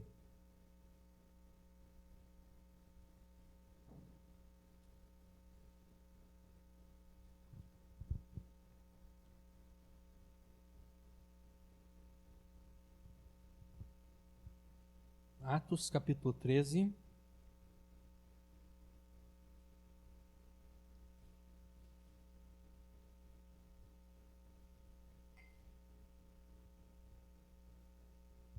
Atos 13, aqui é a pregação de Paulo. Nós vamos ler a partir do versículo 26. Homens e irmãos, filhos da geração de Abraão, e os que dentre vós temem a Deus, a vós vos é enviada a palavra dessa salvação. Por não terem conhecido a este, os que habitavam em Jerusalém e os seus príncipes condenaram-no, cumprindo assim as vozes dos profetas que se leem todos os sábados. E embora não achassem alguma causa de morte, pediram a Pilatos que ele fosse morto. E havendo eles cumprido todas as coisas que dele estavam escritas, tirando-o do madeiro, o puseram na sepultura. Mas Deus o ressuscitou dentre os mortos, e ele por muitos dias foi visto pelos que subiram com ele da Galiléia a Jerusalém, e são suas testemunhas para com o povo.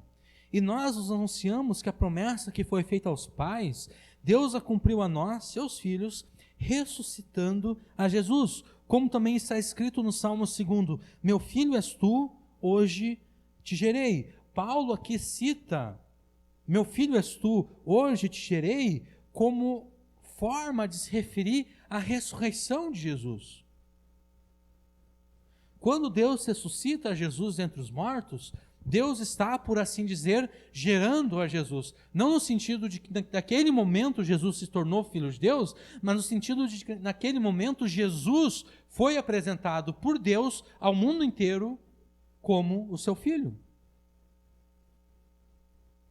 Em Atos 17, depois, Paulo vai dizer que a ressurreição de Jesus mostra Jesus como juiz dos vivos e dos mortos.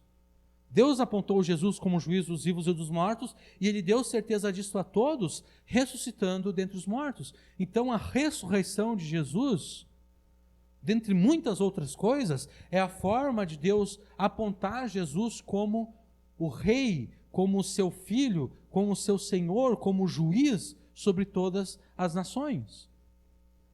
A gente pode então voltar para o Salmo capítulo 2.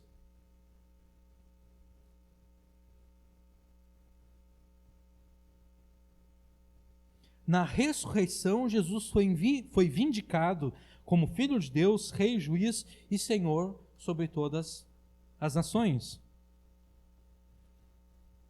Os versos 8 e 9 do Salmo 2 dão conta do resto do decreto que Deus proclamou ao seu Filho quando o ungiu e coroou como Rei sobre todas as nações. Versículos 8 e 9. Pede-me. Isso aqui é Deus falando para o seu filho: pede-me e eu te darei os gentios por herança, e os filhos da terra por tua possessão. Tu os esmigalharás como uma vara de ferro, tu os despedaçarás como um vaso de oleiro. Ao contrário dos líderes políticos e governantes que conspiram contra Deus e se revoltam contra Ele, o Filho de Deus se submete à vontade do seu Pai, ainda que seja Deus semelhante a Ele. E submetendo-se à vontade do seu Pai, Jesus recebe de Deus tudo aquilo que Ele pede. Isso aqui é Jesus relatando para nós aquilo que Deus lhe disse: pede-me, e eu te darei os gentios, as nações por herança e os fins da terra por tua possessão. E vocês acham que Jesus não pediu?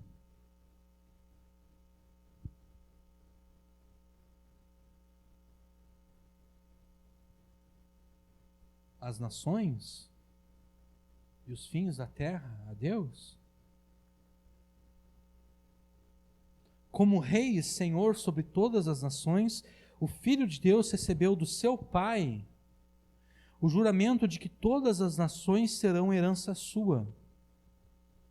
Todas as nações, o mundo inteiro pertence a Jesus, seja para a salvação eterna, seja para a perdição eterna.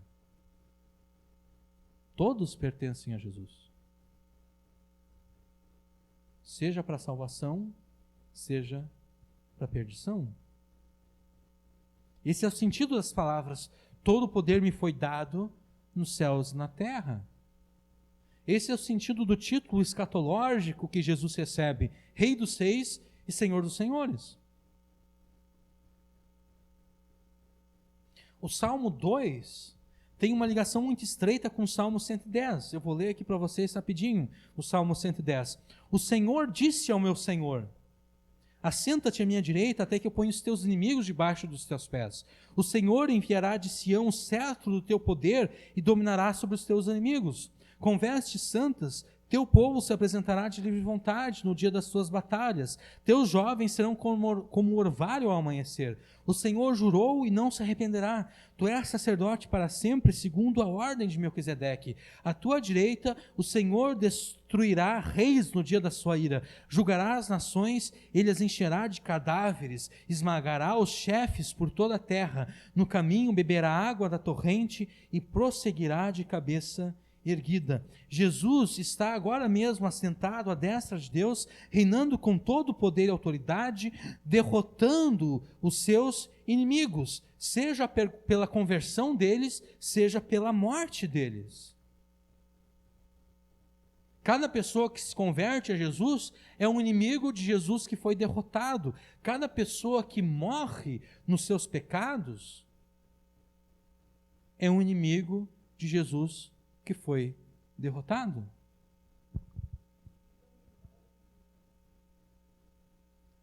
Com relação à salvação, é um inimigo que foi derrotado porque a pessoa antes era inimiga de Deus e agora ela foi reconciliada com Deus. Então a inimizade foi derrotada. É um inimigo a menos. Cada pessoa que se converte a Deus através de Jesus é um inimigo a menos porque ela foi agora pacificada com Deus. E cada pessoa que morre nos seus pecados é um inimigo a menos que Jesus tem para derrotar. Aquele inimigo lá já foi derrotado. Faltam outros. Jesus, eu já falei isso, Jesus não está nos céus, desesperado, sem saber o que fazer com o coronavírus e a destruição da economia. Jesus não está lá aflito. Meu Deus do céu, oh meu Deus que está aqui do meu lado, o que eu vou fazer agora que o coronavírus chegou? E agora? Eu não sei o que a gente vai fazer. Aí Deus o Pai pergunta para o Espírito Santo: Espírito Santo, tu sabe o que a gente vai fazer com esse coronavírus? O Espírito Santo: eu não sei o que a gente vai fazer. Não é isso que está acontecendo lá no céu agora. Não há nenhum desespero no céu acerca do coronavírus e acerca de tudo aquilo que está acontecendo no mundo. Pelo contrário, foi Jesus que ordenou o coronavírus e a destruição da economia para derrotar os seus inimigos, seja pela conversão deles, seja pela morte deles.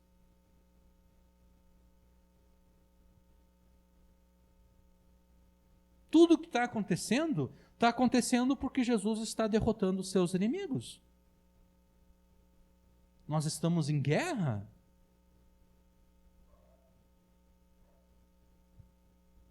E os inimigos de Jesus estão sendo derrotados. Uns pela conversão pelo arrependimento e fé, outros pela morte. E é por isso que a maior de todas as conspirações é uma nulidade, é algo nulo diante de Cristo, porque todas as coisas cooperam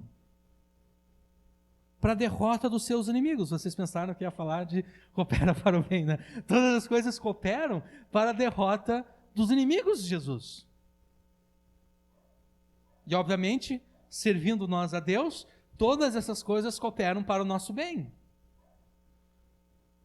Mas tudo aquilo que está se fazendo no mundo, seja de positivo, seja de negativo, tudo isso está cooperando para que Jesus derrote os seus inimigos. E é por isso que nós não precisamos nos preocupar com nada do que está acontecendo. Porque tudo o que está acontecendo está debaixo do controle de Jesus. O vírus está debaixo do controle de Jesus. Se é uma fraude, a fraude está debaixo do controle de Jesus. Tudo está debaixo do controle de Jesus.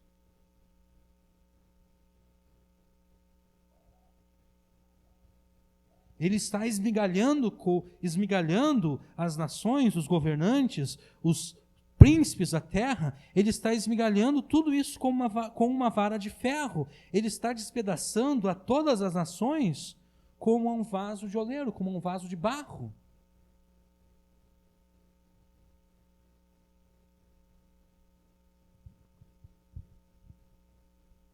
É por isso que a gente não precisa se preocupar. A gente deve fazer a nossa parte só. Qual é a nossa parte?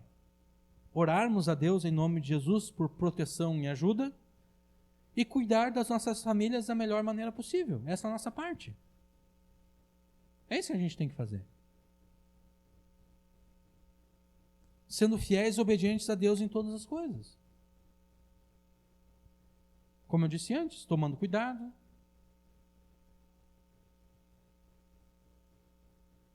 A gente tem que fazer a nossa parte. Se a doença ou a crise nos tocar, porque nenhum de nós está imune, né? A fé, como eu disse antes, a fé não nos imuniza contra as doenças, né? Se a doença ou a crise nos tocar, até mesmo esse sofrimento, agora sim, estará cooperando para a nossa felicidade eterna, para o nosso bem. E sempre, mesmo que a gente fique doente, mesmo que a gente passe por alguma dificuldade, a gente sempre pode pedir misericórdia e alívio a Deus.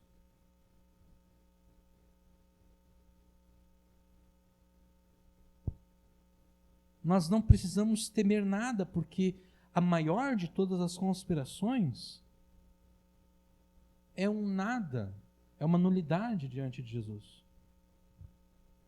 E sendo que a maior de todas as conspirações é uma tolice, uma piada e uma nulidade diante de Jesus, a maior de todas as conspirações também é um fracasso diante dele.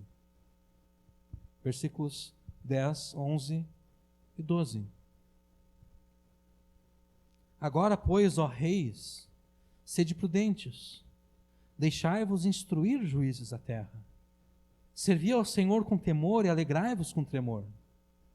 Beijai o filho, para que se não ire e pereçais no caminho, quando em breve se acender a sua ira. Bem-aventurados são todos aqueles que nele confiam.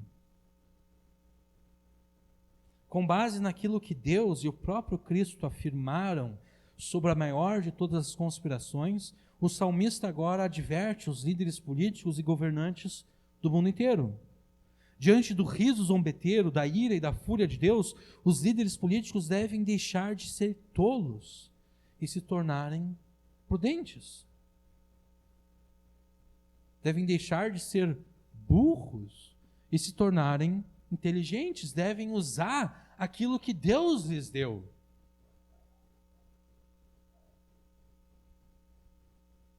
E daí eu me lembro daquele episódio do Chaves,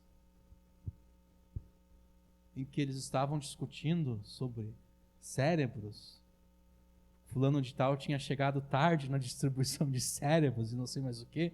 E daí alguém falou acerca do Kiko, que ele nunca tinha usado o cérebro dele, e daí o Kiko fica todo feliz, E daí pergunto por que ele está tão feliz. Daí ele disse, bom, é que se eu nunca usei o meu cérebro, então ele está novinho. Mas a questão é que se a gente não usa o cérebro vai atrofiando. A gente tem que usar o cérebro para ele ficar cada vez mais afiado, para ele ficar cada vez mais inteligente. Quanto menos a gente usa, mais burrinho a gente vai ficando. Quanto mais a gente usa o cérebro, mais inteligente a gente vai ficando. Os governadores devem deixar de ser tolos e se tornarem prudentes, inteligentes, devem começar a usar aquilo que Deus lhes deu, a inteligência que Deus lhes deu. Diante do poder de Cristo, ao derrotar os seus inimigos, os governantes do mundo inteiro devem se deixar instruir pela lei de Deus e pela sua palavra. É assim que as pessoas se tornam prudentes. Quando elas se deixam instruir pela palavra de Deus. Agora, pois, ó reis, sede prudentes, deixai-vos instruir, juízes da terra.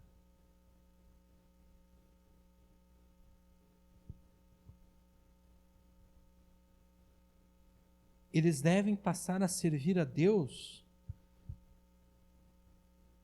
e ao seu Cristo com temor. Servi ao Senhor com temor e alegrai-vos com tremor.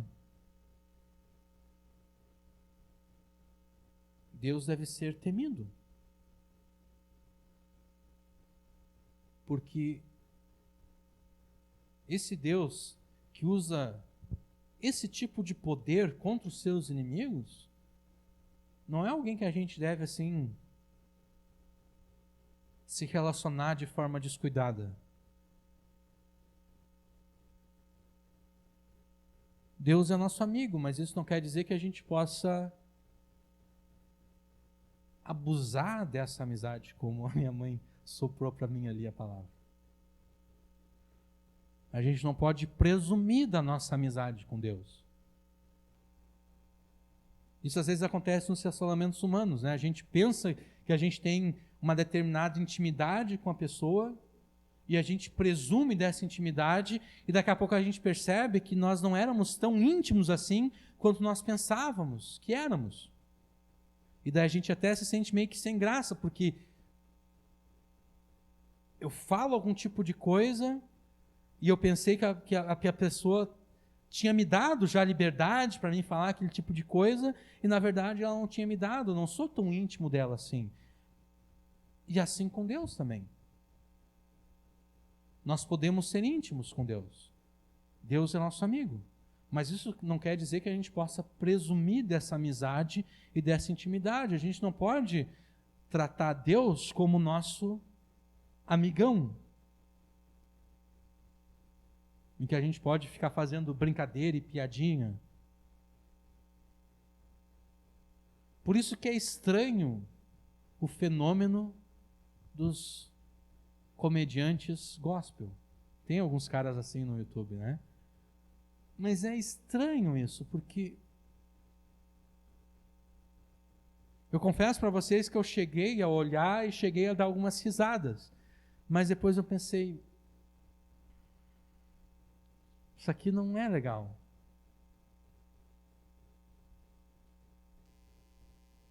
Porque Deus não é o tipo de amigo que eu posso ficar fazendo piada com Ele, brincadeira com Ele.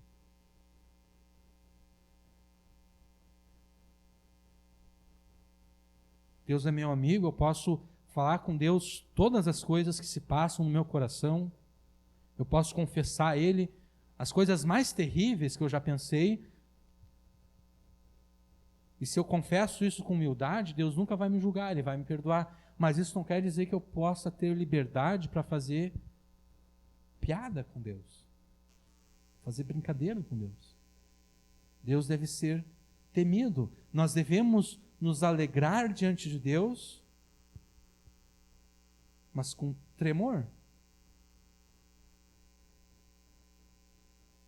O motivo do nosso riso não deve ser uma piada às custas de Deus, uma piada às custas de Jesus, uma piada às custas do Espírito Santo, uma piada feita de alguma forma distorcendo a verdade da palavra de Deus,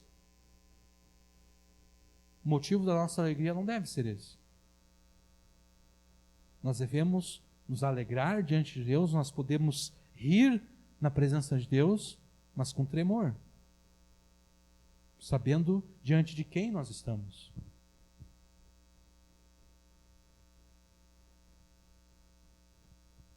Beijai o Filho.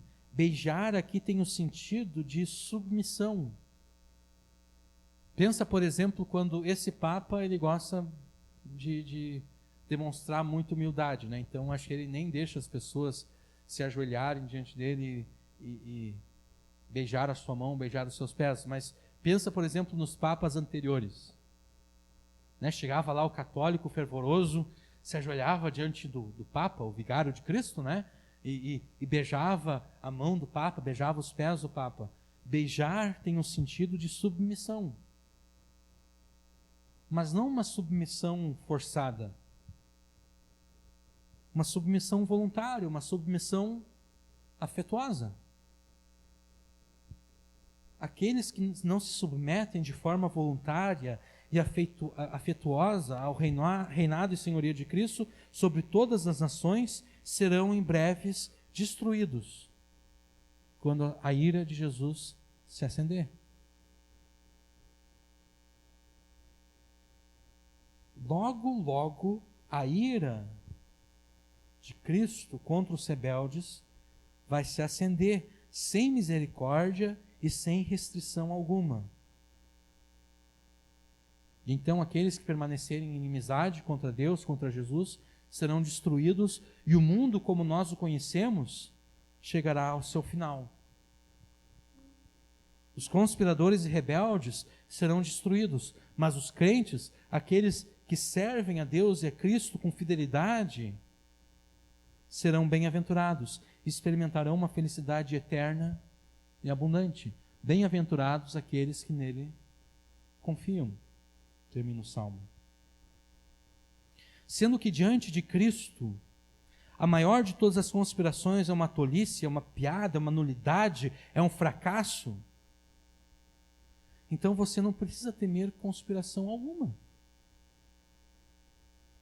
Você não precisa se deixar afetar por aqueles vídeos do YouTube que começam já com uma música tensa, evocando mistério, evocando suspense, falando de coisas terríveis acontecendo.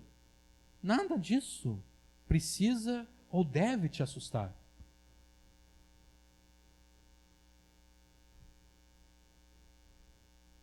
Crendo em Jesus, você não precisa se assustar com nada que se passa neste mundo.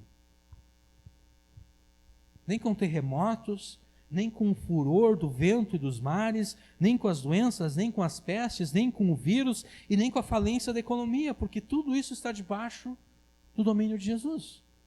Tudo isso foi ordenado por Ele. Você só precisa se tornar prudente e se deixar instruir pela palavra de Deus para então temê-lo e obedecê-lo de todo o coração, se alegrando com tremor na salvação que você recebeu pela graça de Deus. É só isso que você precisa. Se deixar instruir pela palavra de Deus e obedecer a palavra de Deus. Creia que diante de Jesus, a maior de todas as conspirações é uma tolice, é uma piada, uma nulidade e um fracasso. Creia em Jesus e você será eternamente bem-aventurado. Amém.